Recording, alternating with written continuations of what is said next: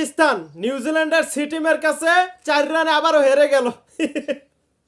মানে কি বলবো, তাদের লজ্জা বলতে কিচ্ছু নেই। আমি বলি সি টিম, কিন্তু অন্য অন্য লোকেরা বলতেছে স্কুল টিম। তাই স্কুল টিমের কাছে এইভাবে 4 রানে হার ঘরের মাঠে। বাহ, তারা চাইছিল বাবর আজমকে ক্যাপ্টেন দেওয়ার পরে বাবর আজম মানে পাকিস্তানে অনেক আগাইয়ে নিয়ে যাইবে, কিন্তু পাকিস্তানে আগাই নেওয়ার দূরে তো কথা, পাকিস্তান প্রতি মাসে হারতাছে মানে নিউজিল্যান্ডের সি টিমের কাছে, স্কুল টিমের কাছে। আমার লজ্জা লাগতেছে ভাই, পাকিস্তান এই অবস্থা দেখে এ ক্যা হো গিয়া পাকিস্তান গো। মানে নিউজিল্যান্ডের সি টিমের কাছে এইভাবে হার, ভাবা যায় এগুলা স্কুল টিমের কাছে, সরি স্কুল টিমের কাছে। বাবর আজম 5 রান করে 4 বলে। এক ফকর জামান ছাড়া আর কোনো কেউ রান করতে পারে নাই, সবাই ঠন ঠনা ঠন। এক হইল ওই কি জানি কয় মোহাম্মদ আমির ভালো বল করছে, তাছাড়া সবাই ফররাত ফররাত।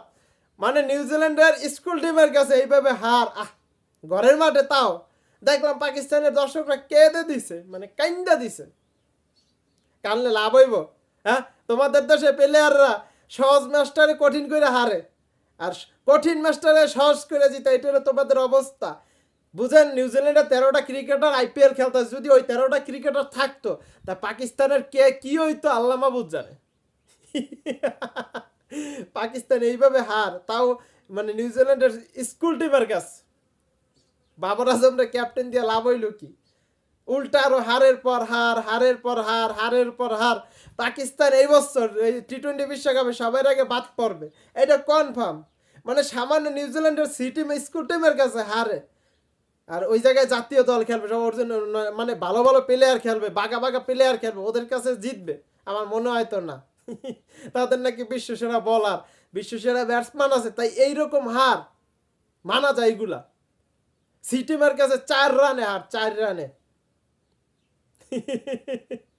अरे पाकिस्तान या क्या हो गया, पाकिस्तान को क्या हो गया, पाकिस्तान को। যাক, পাকিস্তান হাইরে গেল, নিউজিল্যান্ড জিতে গেল, নিউজিল্যান্ডের অভিনন্দন।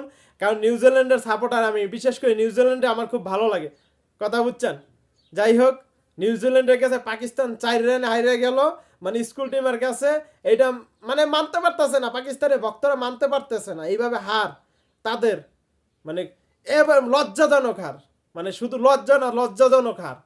নিউজিল্যান্ডের স্কুল টিমের কাছে এইভাবে হার, তাহলে এটা লজ্জাজনক না তাদের কাছে? বড় ধরনের লজ্জাজনক। দেখলাম ফেসবুকে সবাই শ্যাট পোস্ট করে পাকিস্তানের পেজ থেকে। এটা কি কোন কথা? হারে হার স্কুল টিমের কাছে, এইরকম হার এটা মানতে পারতেছি না। পাকিস্তানে এরকম হার, তাও স্কুল টিমের কাছে। মানে একটা হারা যায় মানে হার মানা যায়, কিন্তু এইভাবে হারটা মানতে পারতেছে না মানে পাকিস্তানের দর্শকরা। এইভাবে মানে নিউজিল্যান্ডে 13টা ক্রিকেট আইপিএল খেলে, তারা আইসে এই পাকিস্তান এইভাবে হারাই দিয়ে যাইব 4 রানে তাও। যাই হোক, অভিনন্দন নিউজিল্যান্ড ক্রিকেট টিম, তোমরা ভালো খেলছো, ভালো খেললে জিতছো। তোমাদের জন্য শুভকামনা, সামনে আরো ম্যাচ জিতো, পাকিস্তানটা আরো হারাইয়ে দাও।